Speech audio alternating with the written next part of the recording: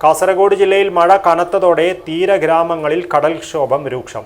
അതിതീവ്ര മഴ മുന്നറിയിപ്പുള്ള ജില്ലയിലെ തീരപ്രദേശങ്ങൾ ഇതുകൊണ്ട് തന്നെ കനത്ത ആശങ്കയിലാണ്. ഉദുമ പഞ്ചായത്തിലെ ജന്മ കടപ്പുറത്ത് നിരവധി തെങ്ങുകൾ കടലെടുത്തു. പല വീടുകളും കടലേറ്റ ഭീഷണിയിലാണ്. Bindu jewellery, it's A promise of life time. കാലവർഷം കനത്തതോടെ കാസർഗോഡിന്റെ കടലോര ഗ്രാമങ്ങൾ കനത്ത ആശങ്കയിലും ഭീതിയിലുമാണ്. പലയിടങ്ങളിലും കടലേറ്റം രൂക്ഷമാണ്. നിരവധി വീടുകളാണ് മഞ്ചേശ്വരം മുതൽ തൃക്കരിപ്പൂർ വരെയുള്ള പ്രദേശത്ത് തകർന്നിട്ടുള്ളത്. 80 കിലോമീറ്ററോളം വരുന്ന കാസർഗോഡൻ കടലോരത്ത് പലയിടങ്ങളിലും 0.5% പോലും കടൽ ഭിത്തിയില്ല. ഇത് കടലേറ്റം രൂക്ഷമാക്കാനും വീടുകളും സ്ഥലങ്ങളും കടലെടുക്കാനും കാരണമാകുന്നു. നിരവധി വീടുകളാണ് കടലാക്രമണത്തിൽ തകർന്നത്.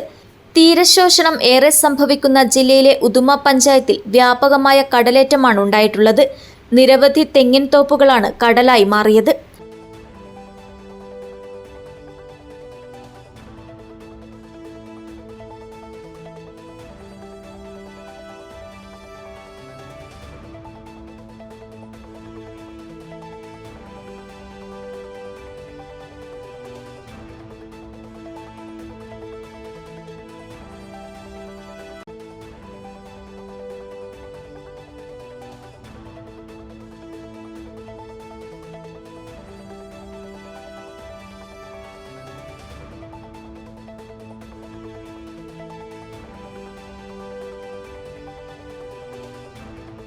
പ്രദേശത്തേക്കുള്ള ഏക റോഡും കടൽ വിഴുങ്ങാൻ പാകത്തിൽ നിൽപ്പാണ്.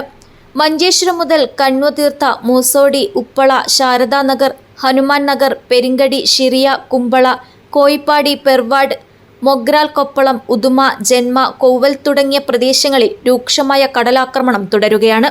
ഒട്ടേറെ വീടുകളും റോഡുകളും ഈ ഭാഗങ്ങളിൽ കടലെടുത്തു. കോടികൾ ചെലവിട്ട് സ്ഥാപിക്കുന്ന താൽക്കാലിക ജിയോ ബാഗ് പ്രതിരോധം ശക്തമായ തിരമാലകളെ തടുക്കാൻ ശേഷിയില്ലാത്തതാണ് എന്ന് തീരദേശവാസികൾ ചൂണ്ടിക്കാണിക്കുന്നു.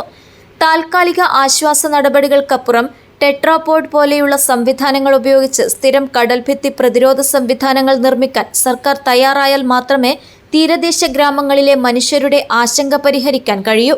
News bureau, Kasaragod.